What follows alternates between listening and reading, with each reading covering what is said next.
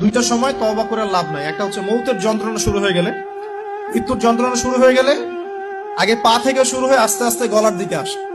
হাদিসে যেমনটা এসেছে, সূরা ওয়াকিয়ার মধ্যেও আছে যে পায়ের দিক থেকে যন্ত্রণা শুরু হয়ে আস্তে আস্তে আস্তে আস্তে এই গলার দিকে আসে, এবং আত্মাটা গলার এখানে যখন চলে আসে, এখান থেকে মালাকুল মউত আত্মাটাকে নিয়ে চলে যায় এবং চোখ দিয়ে তাকিয়ে থাকে মানুষ।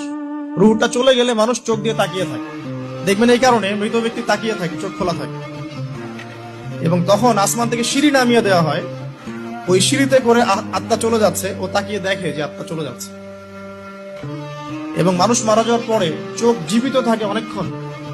মেডিকেল সায়েন্স যারা পড়েছে তাদেরকে জিজ্ঞাসা করবে, মানুষ ডেড হয়ে গেলেও চোখ দেখবেন আরো কয়েক ঘন্টা, আরো নির্দিষ্ট একটা সময় পর্যন্ত চোখটা কিন্তু জীবিত থাকে। এই জন্য চোখ বন্ধ করে দিতে হয়। যাই হোক, যেটা বলছিলাম যে মৌতের যন্ত্রণা শুরু হয়ে গেলে তওবা করে লাভ নাই, তওবার দরজা বন্ধ। আর পশ্চিম দিক থেকে সূর্য উঠে গেলে তওবা করে লাভ নাই, তওবার দরজা